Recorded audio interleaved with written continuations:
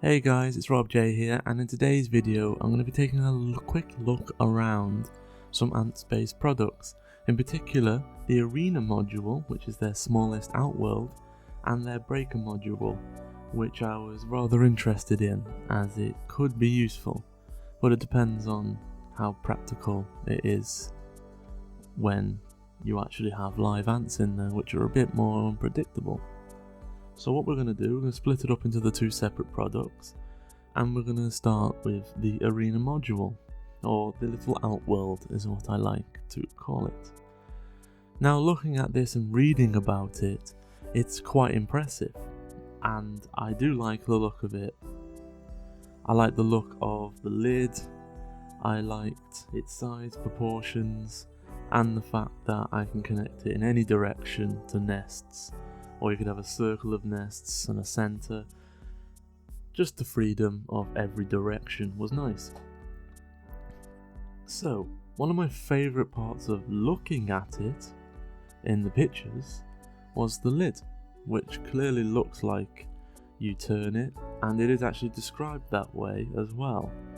But in practicality, or at least in my testing, I have two of them, and neither one works quite like I believe it will. So right now it's in airflow mode with the feeding hole closed, and I'm led to believe that you turn this and it will turn the lower piece of acrylic around so it lines up with one of the gaps. But the problem is that these two pieces of acrylic are joined to each other, so the pressure is high.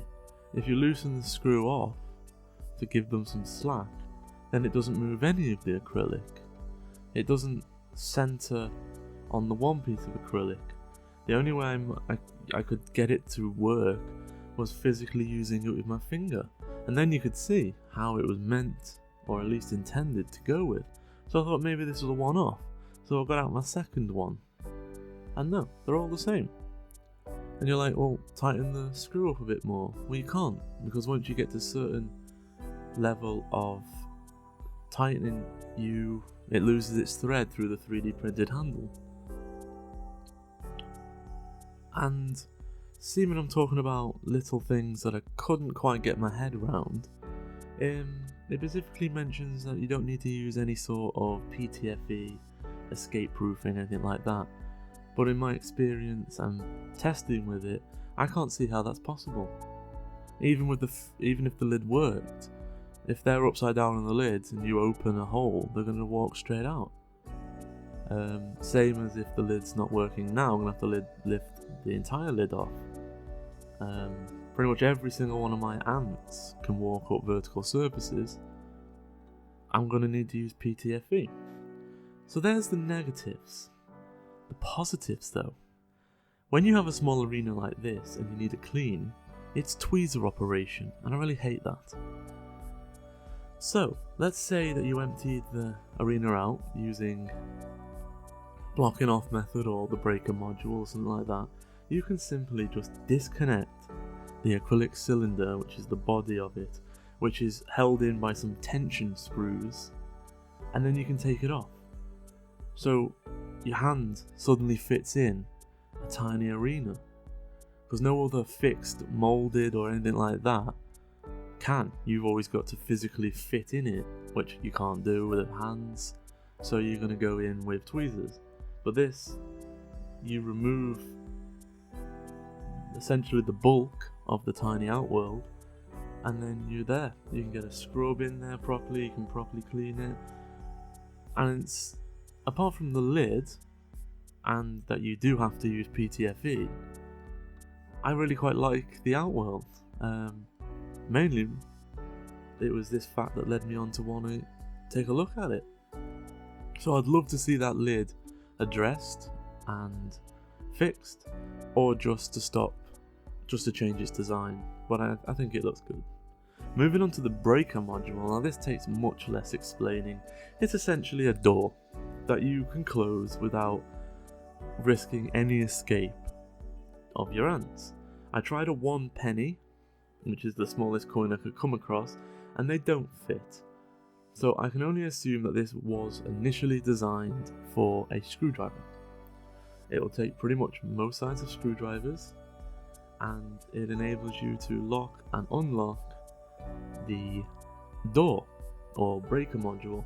Now I really like this. I knew I would want a few of these because you can come up with all sorts of scenarios where this would be handy.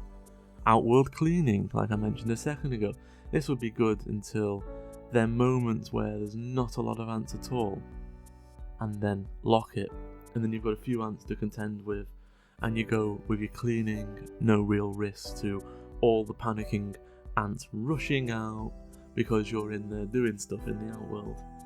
There's many other things, replacing the food, cleaning the food bowls, replacing the water. It just stops more ants leaving the nest. You could even use one of these between two nests, and when they grow up you could open it.